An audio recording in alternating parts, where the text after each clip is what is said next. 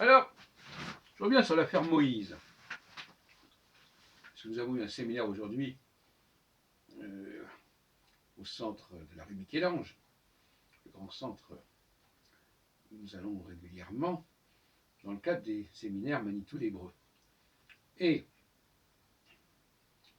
je me suis aperçu que le personnage de Moïse avait été créé délibérément pour faire pendant au personnage de Cyrus. Cyrus a sauvé les Judéens et Moïse est censé avoir su sauver qui? Les Israéliens. Les Israéliens, c'est-à-dire les gens du royaume d'Israël. Les Bnei Israël. Dans l'Exode, on est constamment en train de parler des Bnei Israël, de façon insistante.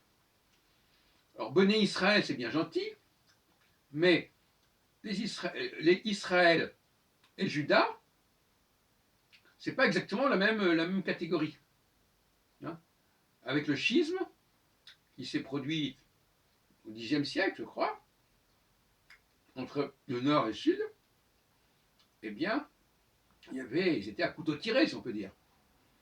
Et donc, on ne pouvait pas mélanger comme ça, sans problème, Israël et la Judée. Aujourd'hui, les Juifs sont ignorants, et pour eux, Israël, Judée, c'est pareil. C'est synonyme quasiment. C'est une grave erreur. Grave erreur. Et c'est une erreur qui crée des anachronismes, qui crée des malentendus, qui crée des contresens. J'en parlais l'autre jour à ce sujet, je disais qu'on ne peut pas être à la fois du côté d'Israël et du côté de la Judée. C'est un peu ce qui se passe avec Jésus. Le personnage de Jésus qui mélange, enfin, je ne sais pas lui qui le mélange, mais ceux qui ont bâti ce personnage, comme on a bâti aussi le personnage de Nostradamus au XVIe siècle, peu importe, il y a toutes sortes de personnages qu'on instrumentalise, ils ont mélangé, sans s'en rendre compte, par ignorance, la rhétorique anti-judéenne et la rhétorique anti-israélienne, ou israélite, on voudra appeler comme on voudra, depuis n'en pas. Bon. Et c'est ce qui fait que Jésus se trouve à la fois nanti d'une référence au roi David, à la naissance à Bethléem, ville de David, et à la fois, il est censé être né d'une vierge. Or, ce terme de vierge renvoie en fait à une expression qui désigne le royaume d'Israël dans sa globalité. Betoulat Israël. Ce n'est pas une femme. Et donc là, c'est une confusion. Or, justement, comme je disais l'autre jour, quand on veut reconstituer quelque chose ou qu'on veut créer un scénario, il faut faire attention qu'on ne se mélange pas les pattes et qu'on ne mette pas dans le même sac des choses qui ne sont pas censées cohabiter. C'est ce qui s'est passé avec Nostradamus, avec effectivement l'iconographie, comme je disais l'autre jour, l'iconographie des imitateurs de Nostradamus, qui a été utilisée pour fabriquer les vraies fausses éditions des centuries des années 1555 à 1557, etc. Bon. Donc ça, c'est les erreurs grossières. Donc je répète encore une fois, Moïse aurait été inventé pour avoir la prééminence sur le royaume de Judée, puisqu'il aurait vécu avant. Donc il y aurait eu une première sortie d'Égypte, avec Moïse, des siècles avant la sortie de Babylone.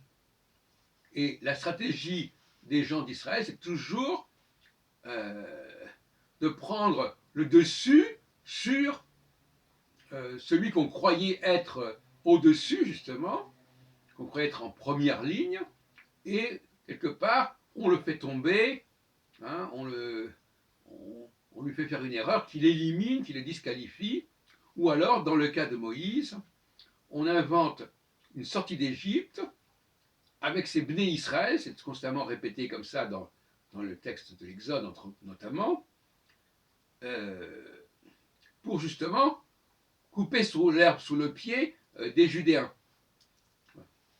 Le problème donc, c'est qu'aujourd'hui les Juifs, même aujourd'hui, il y a eu cette conférence comment s'appelait-il, sultan, eh bien, on a beau leur rappeler qu'il y a un grand schisme, etc., entre le royaume du Nord et le royaume du Sud, après la conférence, j'ai discuté avec des gens, ils n'avaient toujours pas intégré cette question-là.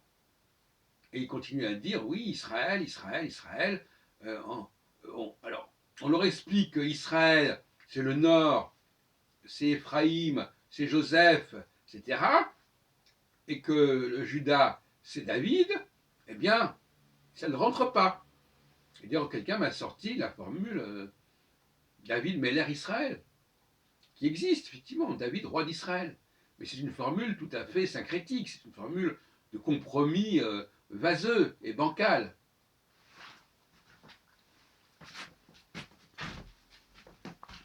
Il faudrait étudier de très près l'emploi du mot Israël avant le règne de David, pour est-ce que ce mot a disparu, il est revenu, enfin, il faudrait étudier un peu plus cela, effectivement.